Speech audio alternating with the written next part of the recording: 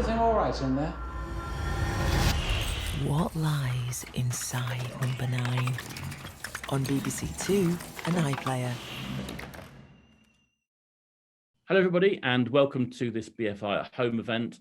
My name is Justin Johnson, and I'm really, really delighted to welcome you to this very special conversation about Inside Number 9.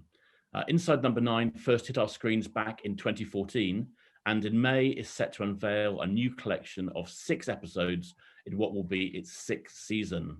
This anthology season is made for BBC Comedy, but its different genre and storyline make it also almost impossible to classify, as it can, in the course of just one episode, be funny, moving, surprising, thought-provoking, and sometimes horrific. Last year saw season 5 hit the screens with episodes including a referee's changing room and a police stakeout. These 2 episodes were premiered at BFI South Bank, where all of the previous seasons have had their outings too. The season also delighted fans by resurrecting characters from Psychoville in the episode Death Be Not Proud. The whole series was broadcast only weeks before the national lockdown ensued, while season 7 was already being developed, and we'll talk about that in a moment. The show continues to be commissioned, and with each season it grows in popularity, and it's been showered with more awards, and its inventiveness and originality has provided it with strong critical feedback too. I'm so delighted that we are joined by the people who make the show what it is. We've got Tracey Gillham, the show's empress of casting, Adam Tandy, who finds a way to make 6 films a season without the movie-sized budget that they deserve. And of course, we have the writing, producing, directing, and acting duo who are the masterminds behind the whole thing, Steve Pemberton and Reece Shearsmith. Very warm welcome to you all. Hello. Hi. I'm going to start off with Reece and Steve, if that's okay. And I know that we are here to look forward to the new season, but before we do, I do think there's a little bit of unfinished business from the last season that I just want to address, which was the return of David and Maureen and other characters from Psychoville. Now, I remember at last year's event in Venue, I think there were questions about would you ever resurrect previous characters, and you remained very tight-lipped. You did an incredibly good job at keeping a very straight face during that.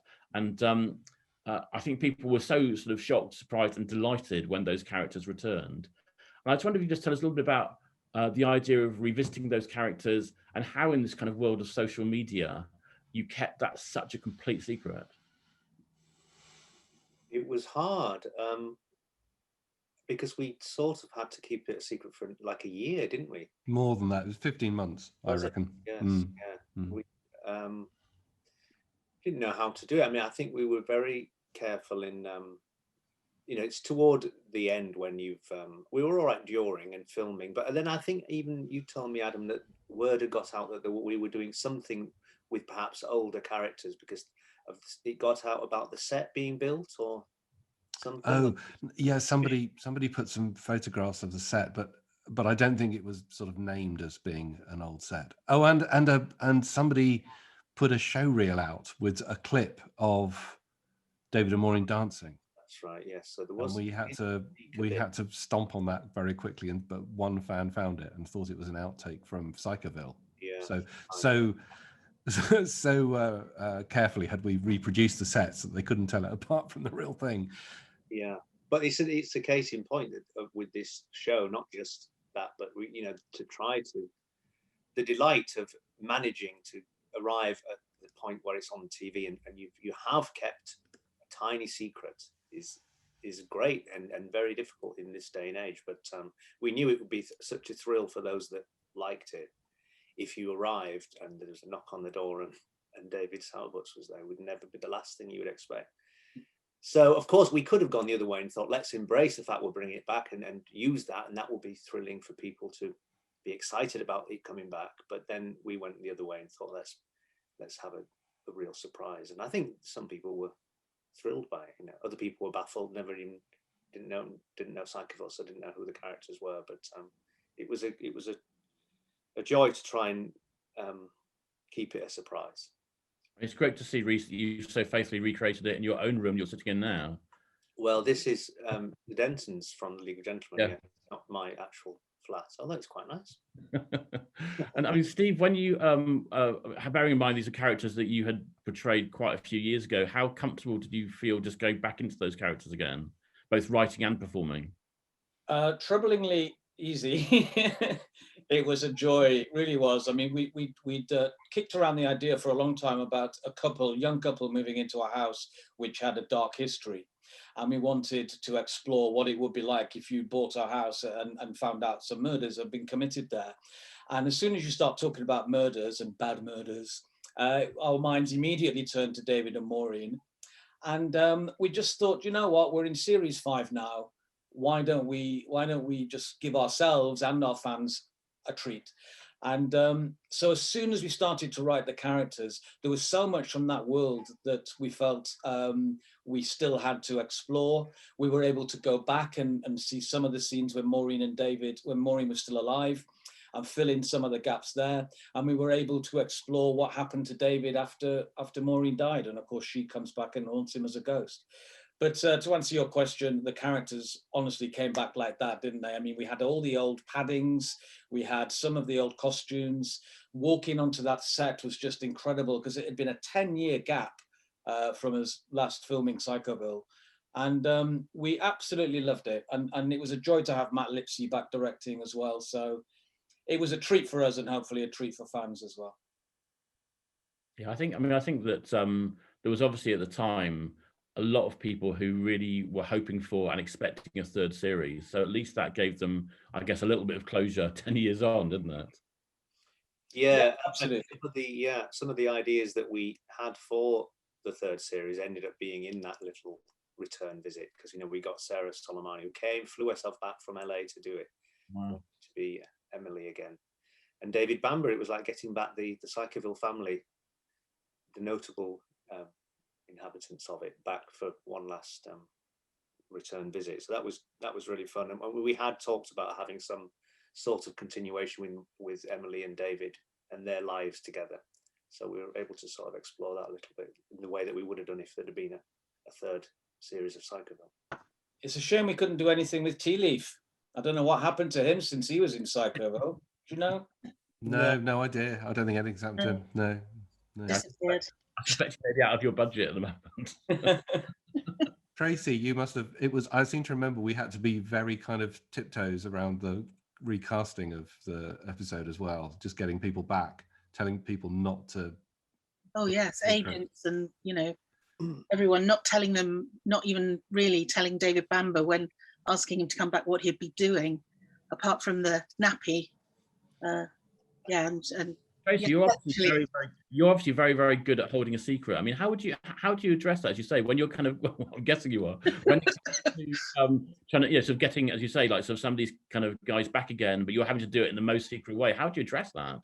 It's just sort of not telling their agents too much. And with Sarah, it was easy because Reece and Steve were in touch with Sarah anyway, and so really I just had to do David Bamber there. But also when we were sending out to new people like Gemma, we were, I think even then, I can't remember if we said, because sometimes I don't send whole episodes, or, you withhold endings, or there's all sorts of things you do that just because I'm paranoid about sending a whole script anywhere, that because you just don't know once it's out of your control what happens to it. So yeah, we can send scenes sometimes to people. It's very secret. And Jenna and Caleb were really up for the playing along the game of being essentially the leads in that episode, and they fronted all the publicity for it. And of course, actually, in the end, they don't have an enormously large part because the majority of the screen time is David and Maureen. Yeah. I mean, Tracey, in a way, I'm guessing that as each season of Inside Number 9 moves on, it becomes easier to attract people to the show. I mean, I know that Reece and Steve would have been a draw themselves at the beginning, but the show itself now has just kind of continued in this snowball effect, doesn't it? In terms of it just gets bigger every season in terms of people's kind of expectations. And is that the case in terms of when you're sending stuff out to agents? Are you getting a kind of a quick response because people do want to be part of it? Well, yes, you do. But also, the agents all love it, and so they're very much behind helping you with people, and we get approached by people who really want to do it, and sometimes there's not a role in that series, but you store it all up for next time. You know, it's good to know who's a fan. And it's a bit of an actor's dream, isn't it? Because it's a self-contained, you know, sort of it's like a little mini film in its own right. That's the beauty of the anthology, isn't it? And also fits in really nicely. It's usually 5 or 6 consecutive days. So, you know, but also just the quality of it, and working with Reece and Steve, I think, you know, that's the draw. And that was there from the very beginning, because of previous work. And so we didn't really, it's always been a joy to cast, because some things you cast are hard, you know, but this is very good, and everyone seems to be on board with, you know, wanting to be in it. The main thing is people's availability then. Yeah. Adam, obviously one of the big constraints that hits season 6 is the fact that obviously the global pandemic hits, which is obviously something out of anybody's control. And I think you had already started working on season 6 in terms of actually started filming at the point where everything locked down. Yeah, so we were already in a world of hands, face, space when we started filming. You know, the big sort of announcements on the front of call sheets about keeping distance and trying to make sure that you didn't touch anybody, and all our catering was kind of kept away. But it was all pre the lockdown, and we got about 3 days into the filming, and then suddenly the BBC had actually asked us whether we wanted to stop before we stopped, and we said no, we'll keep going. And then one of our casts came close to being in contact with somebody who had it. And at that point we thought, well, now we're in a situation where we're exposing everybody to infection, so we ought to stop. So we pulled the plug after 3 days, and it took us 10 or 11 months to put it all back into position to start again. And Steve and Reece, were you both working in a bubble? I know that you live kind of close to each other and stuff. Well, were you having to sort of do everything on Zoom and stuff? Because that would have changed the dynamic, presumably. Well, we had started filming, and this, you know, you remember March last year, it was like a sort of drip feeding of news, and this sort of ever encroaching news story that every day it seemed to be a new development. So we thought we'd be able to get the series filmed. We thought it wasn't going to be a problem until it became obvious that it was. And you know, we started getting actors dropping out and crew members dropping out, and as people were a little bit more concerned about what was coming, it was a bit like the birds flying off when there's an earthquake coming.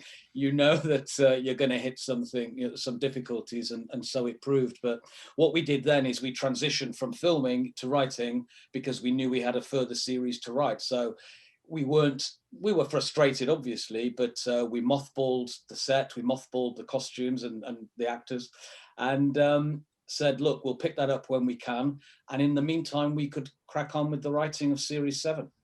And is there anything that you had planned to do in season 6? Any episodes that you've actually held over to season 7 and had to put something else for 6, or has it worked out the way you thought it would? It has been a mix and match of what was going to be. Season 6 was all ready to film. We did 3 days and then we stopped. And when we resumed filming season 6, some of those episodes were the ones we'd written in lockdown. And so it's become a mixed match of season 6 and season 7. Season 6 is not the 6 that we thought they were going to be. It's some of the episodes we wrote in lockdown, and some of season 6 will become season 7. So it was fine. And we wrote about halfway through our writing process, we got word that could you possibly write some that are COVID friendly. We didn't quite know what that meant, but we then began to think, and we had sort of anyway written slightly smaller casts, thinking that would be somehow a help.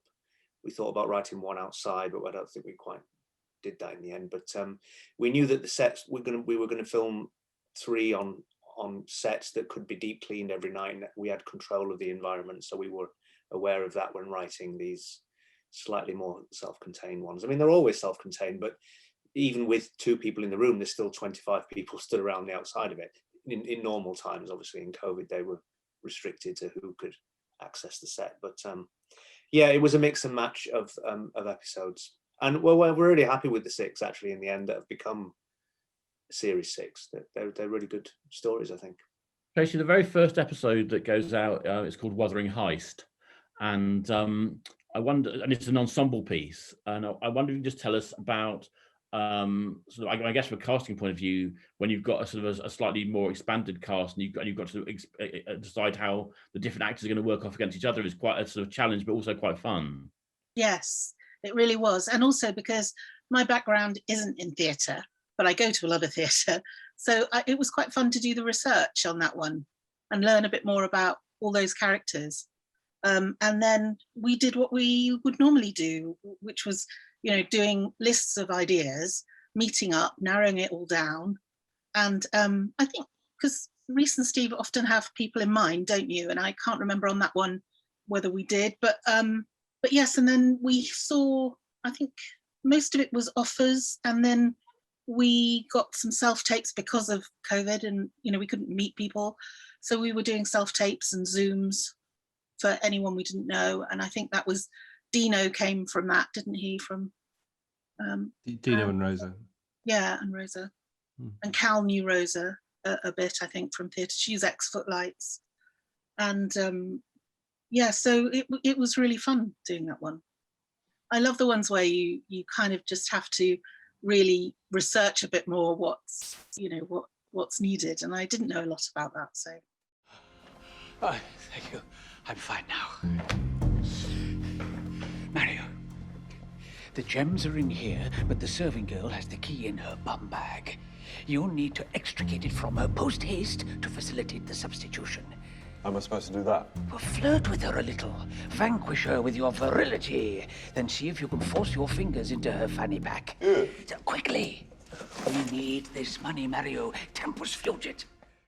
Adam, with some of those bigger names you're looking at, do they just get automatically cast in terms? I mean, would you audition them, or is just the sort of the smaller? No, their work's well enough known that that it's just a question of offering to them when you think that they'll be right for a part, or sometimes when you think that they've they maybe not done that sort of thing before, but they might be interested in doing it. And Stephen Reece, I'm sure we've covered this before, but Tracey was saying that there are often people who you are thinking about might work well for a part. Does that go back as far as when you're writing it as well, or is that a risk to do that?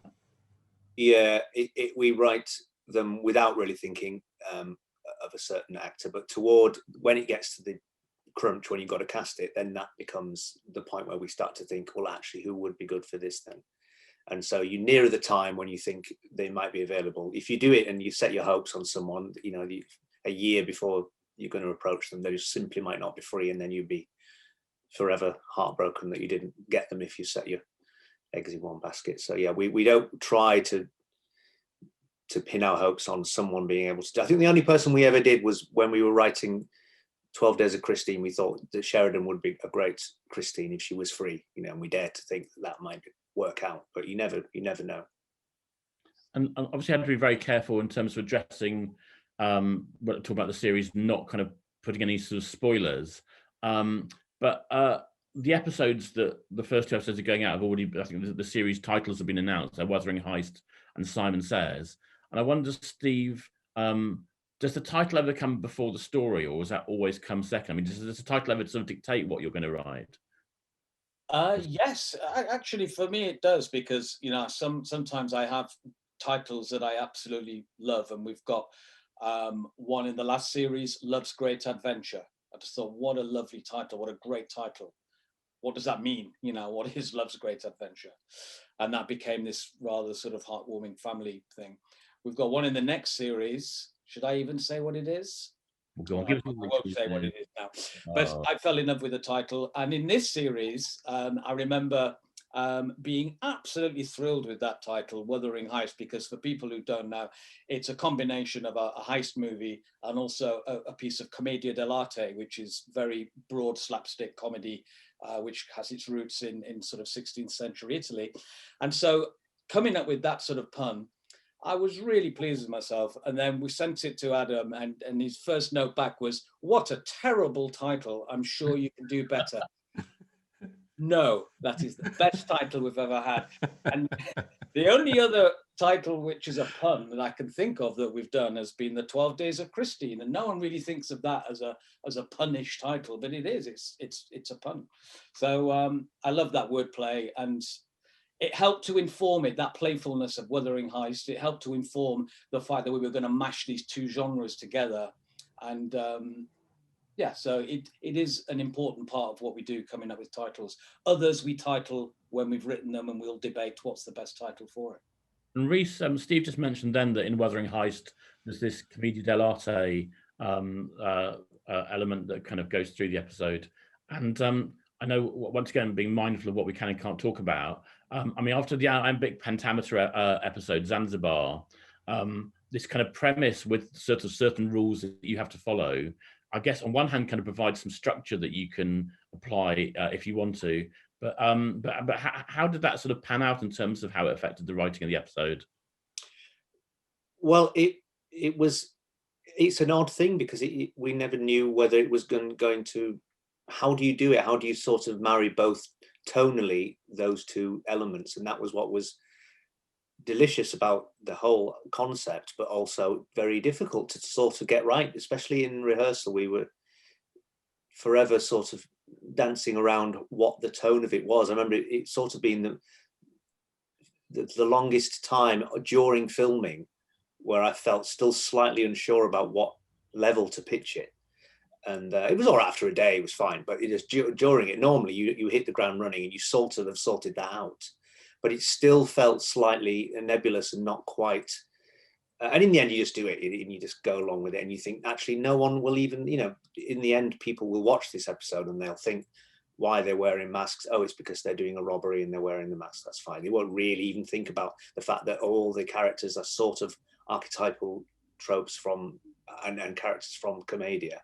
And some of them aren't quite, but nevertheless, that will just become a side issue. If you know it, it's layered with us playing those typical characters, and it is sort of, it's very silly and meta and broad, and yet also I think has the truth of the situation. And when people get hurt, they bleed, and that was we wanted to play that slight dichotomy of the fact that it's very silly, but yet there is real peril at the heart of it, and that was tricky to get right. And I think in the end you watch it and you just enjoy it for what it is, and you sort of get what we were doing, I hope.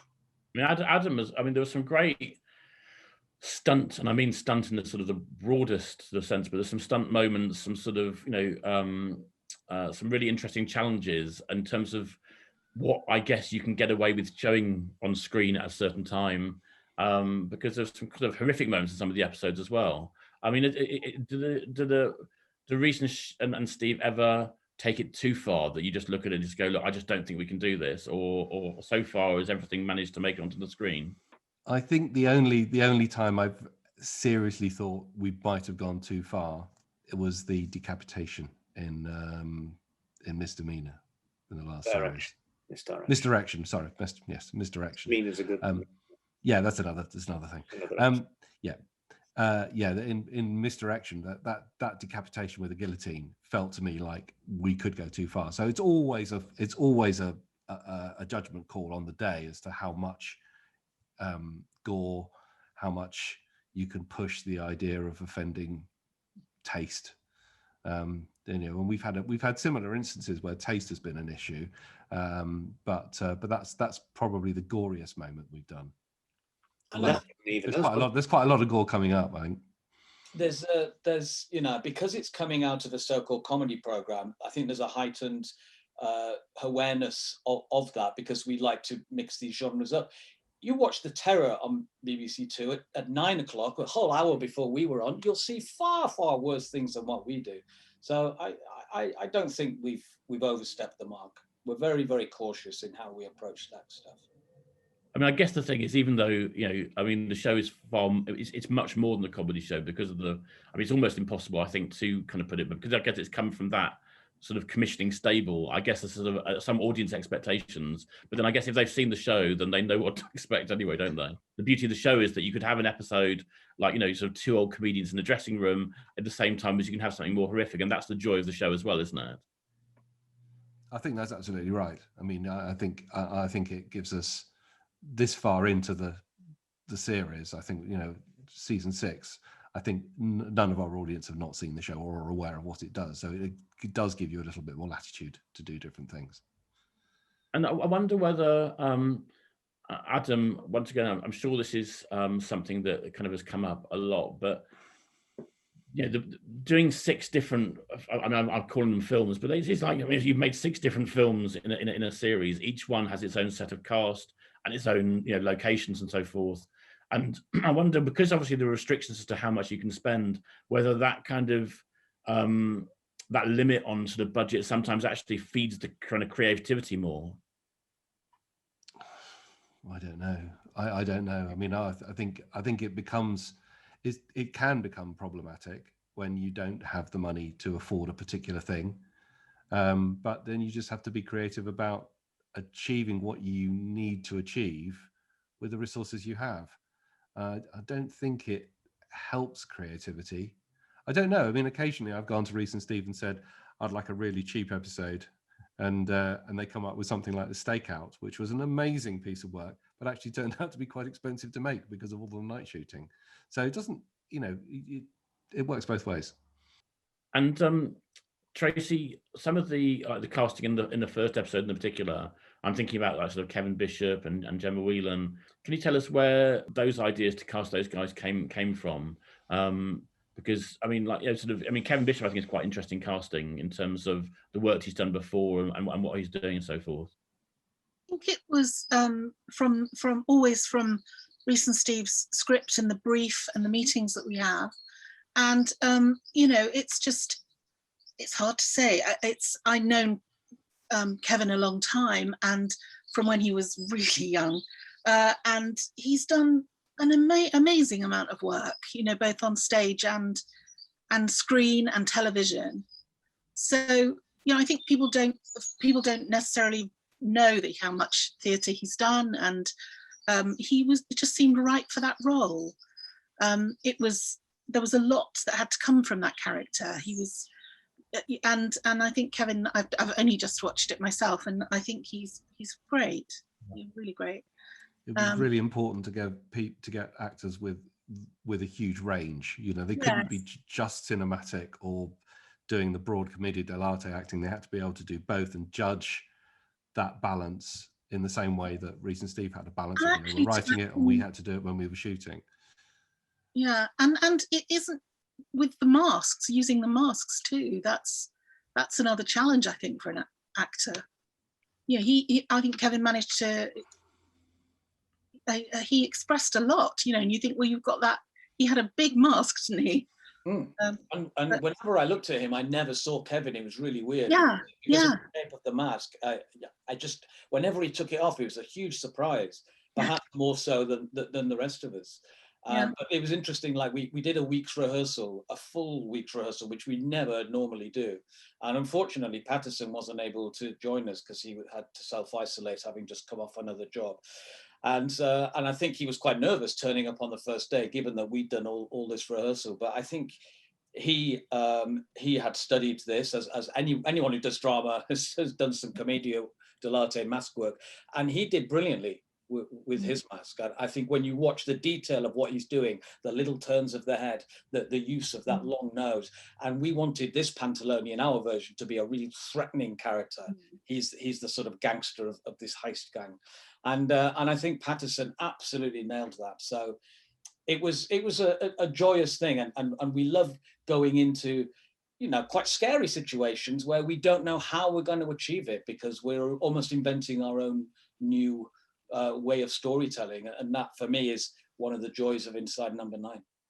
One of the episodes in the season it very broadly deals with fans and how engaged fans are with the subjects that they love, in terms of like TV or books or whatever it might be. And I wonder how you find, I guess you have to be careful how you answer this, but how are Inside Number 9 fans?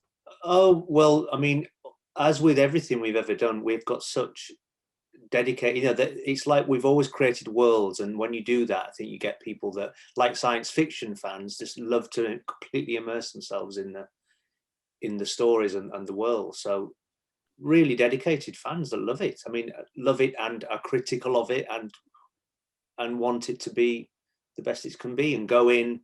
It's hard now because we're fans of it ourselves, and when we write it, we really try to think, have we done this before actually? And 6 series in with 30 stories behind us, it's like we start to see the nuts and bolts of what we have and haven't done before. And you don't want to do the same story slightly diluted when you've done it once in a previous incarnation. So we're aware of that, and we don't want to disappoint the people that love it and want to keep it. And I think we probably, if we thought it's going thin now, we would stop it. Probably, I think we wouldn't allow it to wither on the vine. But yeah, very, very dedicated, loyal fans that I think really love it. It's great. I love looking at all the fan art that people do of all the different alternative posters and stuff. And there's so many great artwork out there that people, it's lovely. It's like it's its own thing. It's become bigger than us. You've talked in the past about where Inside Number 9 could sort of go in the future. And I know obviously you've got this commission for series 7 already, and we're talking about season 6. So there's already quite a lot of the journey still to go. But by the end of that, you'll have 43 episodes under your belt. And I guess with an anthology show, it can keep on going. But are you happy as long as the commissions to come to keep on producing episodes? And have you thought any more about, I mean, I guess obviously over the last year, theatre hasn't really been an option, but you have talked in the past about theatre or film or other ways of sort of taking the sort of brand in inverted commas and moving it forward? Yeah, I mean, I think, we definitely would want to at some point explore the live version of Inside Number 9, because it's so perfectly suited that they are like mini plays. When we write them, we are writing small plays, and we were inspired by our theatre backgrounds. And in terms of an exit strategy for Inside Number 9, we don't really know. As long as we feel that we have got the ideas and we can creatively challenge ourselves with each new series, then we'll keep doing it, because there's no other show on TV where people can get to explore this range of different ideas and genres, not only as an actor but as a writer. So we feel very, very privileged to have the show. It sort of stumbled into, we didn't even know what it was when we started writing it. We just collected these 6 stories together, and David Kerr, who directed them, did a brilliant job of making them all feel very different. And I think each series that's gone on, we've just thought, yeah, we can try throwing something completely new into the mix here and see how people react. And there's nothing more exciting than that, in my view. I mean, it's interesting, isn't it? Because those sort of the anthology shows as a sort of genre used to be a very big part of I remember like sort of back in sort of 70s TV, and there were lots of really successful anthology shows. And actually, when Inside Number 9 came back, there was almost like when Inside Number 9 started, there were like other shows that started up. I think like Room 104 in America, for example, which had 4 seasons and is now finished. And there have been a few other but nothing has actually sort of stayed the course apart from you. I mean, you're the ones that have kind of kept that sort of flag flying in a way. I wonder why you think that is, and whether you think the anthology show has a future elsewhere. Maybe Reece. I think it's just become fashionable again, and maybe it's a reaction to the long commitment that you have to have when you watch all the other shows on TV that are 20 episodes a season or whatever it might be. And so to have one tiny hit with a very good story, it's like a nice, being told a funny joke, you're in and out, and you have a great ending, and hopefully it's been satisfying. And there's a lot of storytelling in our episodes, and I think you feel like you've been on a bigger journey than you have in 28 minutes, and that's really good, because you've only used half an hour of your life rather than a day if you want to watch a whole season. 5 years. 5 years, yeah. So that's the appeal of it, I think. And yeah, we were sort of out of favour at the time, and now you're right, there are a lot more anthology series of one-off stories, and it feels like it's on the rise again, and people have realised, of course, Doesn't matter what it is, as long as you're telling good stories, people will stick with it. When you were approached by Gavin, he was brandishing this notebook, do you remember? Vaguely. Well, last night I shoved it in my bag and I forgot all about it, but I took it out and I started to read. He's written a whole alternative finale for Ninth Circle. And Spencer... Can I call you Spencer? It is brilliant. Fan fiction. Oh, no, it's more sophisticated than that. He clearly knows his stuff. For example, we actually get to see who lights the flame of Aurora. Nobody lights the flame of Aurora. It's extinguished in the flood. No, literally a damp squib. Anyway, Gavin's fixed that. And we finally get a proper ending for the whole Dante-Carter relationship. What relationship? They don't have a relationship. Oh, that's not fair. You were baiting us in that direction since the Pantheon episode. No, I wasn't. The scene in the desert where he's sucking his arm. Yeah, that was to get the snake venom out. It's one of the 7 trials. Well, anyway, they finally get together and it's really satisfying. They're 2 heterosexual men. I mean, we at the BFI recently celebrated the 50th anniversary of Place Today, which was obviously an outlet for, I mean, it's obviously not the same writers going through and stuff, but I just always felt that there is an appetite for the material that's sort of trying out sort of new stories and trying out new sort of writers and performers, but it just still doesn't seem to be as much of it on TV as you might expect it to be. No, there's a little bit of sort of toe dipping into the world of singles, but I think it's an expensive way of making television now, you know, with everyone's expectations of production values and casting. I think it's harder, they're harder to do. And in a world where you've got Netflix effectively commissioning feature films for their own streaming platform, that's sort of where you're at, isn't it? And maybe that's what broadcasters need to try and do, and indeed do. I mean, BBC Films develops an awful lot of films which then go on to have a life in cinema or on the streaming platform. I mean, it might be that Number 9 has had legs because it has been tonally curated and written by just 2 people, and so that's give it something that's a consistency, despite the fact that we try very hard each week to make it very different.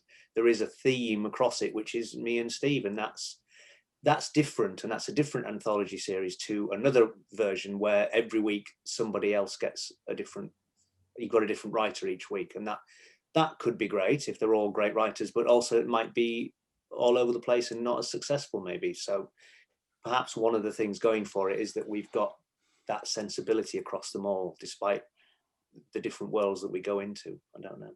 And I guess it's a huge consumer of material though, in terms of original ideas. Yeah.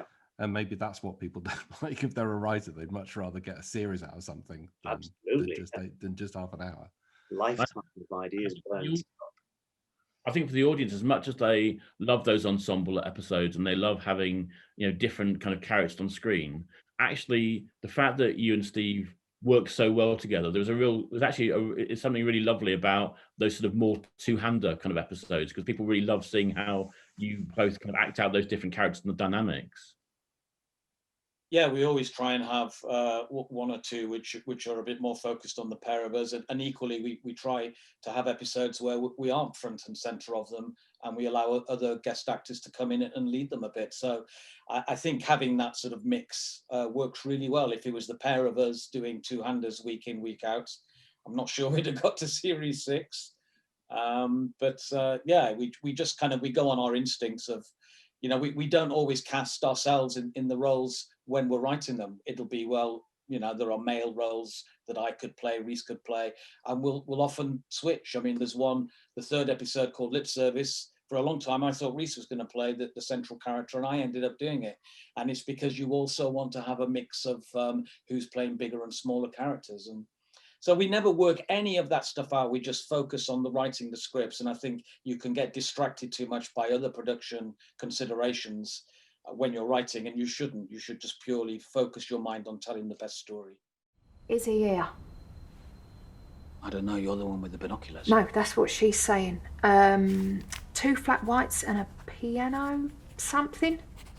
Pan au chocolat, she loves those. Right, yeah, that's probably it. The men in suits are leaving. There's another man coming in, 6'1", slim, olive skin, lovely, thick hair. Wow, he's gorgeous. Is that? Yeah. Yes, it is. Dmitry Novak. Lawyer, political agitator, human rights activist, all-round do-gooder. Yeah, I think I've read about him. He's hot. Well, my wife thinks the sun shines out of his arse, so yeah, he probably is. I'm not being funny, Felix. Your wife has very good taste. You talking about him or me? Both. Though you are physically very different. So Tracey, as we look towards season 6 now, we've obviously talked a bit about the casting in the first episode, and we've got, you know, sort of Paston Joseph and Gemma Whelan, and we know that in episode 2 we've got the great Lindsay Duncan. But can you share with us some of the casting for future episodes? Yes, well, there's Derek Jacobi. He's very unusual in that he has appeared twice now, hasn't he? Well, only in voice for only one voice, episode. only That's the in voice. rule. If you do a voiceover, you can come back as yourself. Yeah. But yes, and then there's Sarah Parish, there's Sian Clifford, Adrian Dunbar. And he had to be in it, didn't he, Tracey? He was one of the ones who said, "Please find a role for me." Yes. And Julian Glover, and there's so many, but they're very, So it's a very exciting cast this year. Very high pedigree cast this year. Yeah. And are there people? I mean, you touched on people who have knocked on your door and said, "We really want to be part of it. Come in." Are there people who you've been sort of pursuing and would love to be in it, who you haven't quite made it work yet? I think we wouldn't say now in case it never happens and they do eventually come, but we have had people that, you know, and we haven't, you know, gone to them and tested whether they really mean it. But it would be great to, you know, have people that in the past have said, "Oh, if there's ever anything for me, I'll make the sandwiches." And it's like, well, would you really? But, you know, Well, we have tried, but sometimes those people they're just not available. And that's the thing. If they don't fit into the shooting schedule, even though they want to do it, we want them to do it, it just can't work out because they're already contracted to something else. And that happens a lot, and increasingly so because people are so busy at the moment. Yeah, and equally, I have, you know, more than any other show, once we've cast somebody and if we haven't quite got the recording order locked down, you know, the normally it's quite difficult to get agents to stay in touch with you, or it can be quite difficult to get agents to stay in touch with you about people's availability and things like that. On this show, it's the opposite, and they're on your case all the time going, "Are these dates going to work?" You know, because she's not going to take that job if that date doesn't work. So there's a real, you know, love to some people really are keen to be in it and holding off other jobs. So, well, thank you so much, all of you, for your time today. I think everybody's going to be very excited because they've got 6 episodes coming very, very soon, and the promise of 6 more at some point in the future, which is pretty unprecedented, I think, in terms of a lot of sort of BBC commissions. So that is extremely exciting, and a huge congratulations for what I've seen of season 6. It really is, you know, just continues to be on the very, very highest level. But a big thank you for our guests for being here today, Tracey Gillham, Adam Tandy, Reece Shearsmith, and Steve Pemberton. A big thank you to all of you. Thanks, Justin. Thank you. Thanks, Justin. So before we go, the BFI is a charity. So if you've enjoyed this event, we hope you'll consider donating something to us. And of course, if you could subscribe to the BFI YouTube channel for more BFI at Home events. Thank you very much.